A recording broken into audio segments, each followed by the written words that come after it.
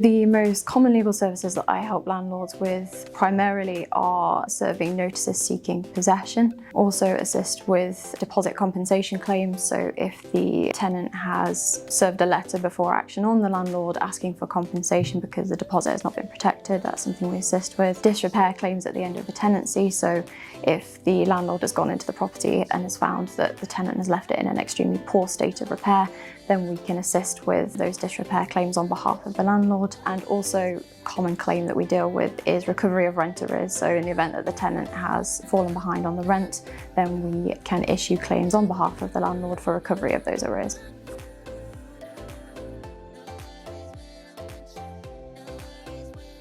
Yes, you can recover the costs of any repairs that you have to carry out to the property if, when the tenant vacates, you find it to be in a poor state of repair. So in order to do that, you do have to show that you have incurred those costs in carrying out those repairs. Those costs have to be reasonable and reflect, as I say, the repairs that you have carried out. We can advise further on that because what is recoverable generally will be down to the repair covenants within the tenancy itself. So each deposit should be held with one of the 3 government-backed tenancy deposit schemes, and if you wish to hold on to the deposit, then generally what you do is you raise a dispute with the scheme, and each scheme does actually have their own independent adjudication scheme, which then will assist in determining how much is withheld, if not all of it.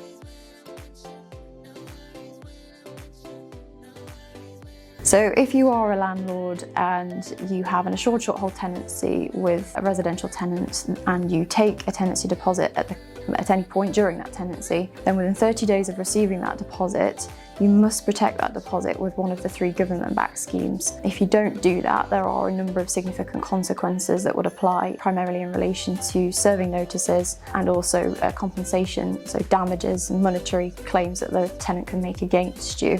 In addition to protecting that deposit within 30 days, you must also serve something called the prescribed information on the tenant. So in short, that's information about where the deposit's held, or what happens in the event of a dispute about getting the deposit back. And again, that information must be given to the tenant within 30 days of having received the deposit.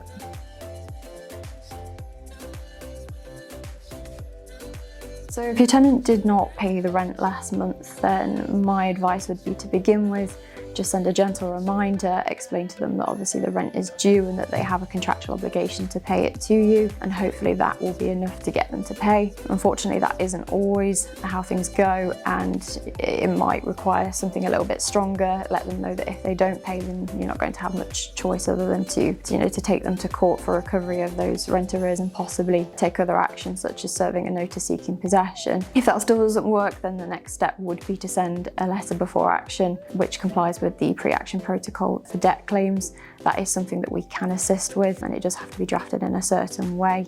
And again, if that doesn't work, the next step would be to issue a claim in the County Court Money Claims Centre for recovery of those arrears.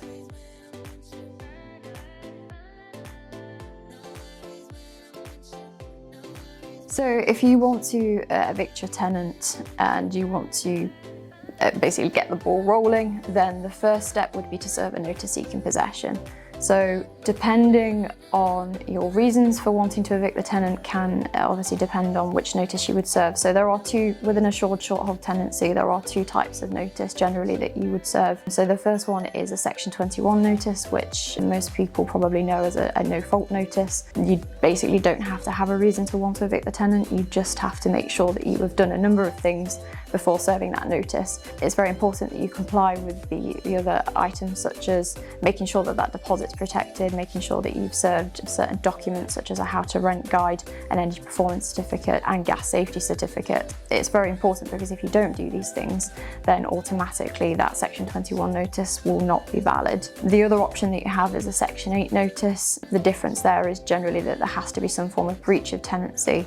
So the most common one is non-payment of rent. So there are what we call discretionary and mandatory grounds, and the mandatory ground for rent arrears is that the tenant has to be in at least 2 months arrears as at the date the notice was served and as at the date of the court hearing. Again, this is something we can advise on, and there are factors that can affect the service of that notice, and again, it's quite important that you get advice before deciding which is the most appropriate notice to serve. Once you've served the notice and you've took the advice, then the next step, if the tenant does not vacate by the date specified in the notice, then you can't just change the locks to the property. Whatever you do, don't do that. You would then need to get a possession order from court. So depending on which notice you've served will depend on how that progresses forward. Most definitely you have to go to court and get that possession order. Once you've got that possession order, generally possession orders are 14 days. If the tenant has not vacated, then the next step will be to instruct the bailiffs to attend the property.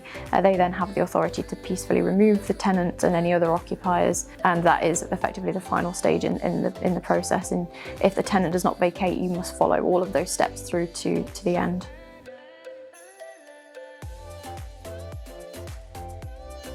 So in terms of how long it will take to evict the tenant, it generally varies depending on what type of notice you serve and of course whether the tenant leaves before you have to go to court. But generally from having served the notice to, say for instance, the tenant doesn't leave, to getting the notice of eviction, you're looking at a minimum of between 4 to 6 months. And generally that's going to vary depending on what court the claim is issued in and of course if the tenant just decides to up and leave at any point. In terms of how you can protect yourself from any issues arising in the first place, there's a number of different things that you can do. So one of the key things will be to get a well-drafted tenancy agreement, make all of the terms very clear. You can also then have a guarantor, so in the event that the tenant does fall into rent arrears, you've got another person or entity that you can go after as a backup to recovering those arrears or any other breach of tenancy for that matter. Another option would be to see if you could get loss of rent insurance. The only issue with that is that the premiums tend to be quite high. Another option would be to make sure that you get a reference from the former landlord, or in the event that there isn't a former landlord, from an employer or somebody like that, as to the credibility and financial standing of the tenant. So another thing that you could look at doing is getting a check-in inventory. So you can do it yourself or you can get independent third parties to come to the property before the tenant moves in, and they will take lots of photographs and prepare a schedule of condition of what the property looks like, so that when it comes to the end of the tenancy, if you think that the tenant's left the property in a very bad state of repair and they deny that, you've then got the schedule of condition which very clearly shows what the property looked like before it was let to the tenant, and in terms of evidence that will help massively if you do bring a claim for damage to the property against the tenant.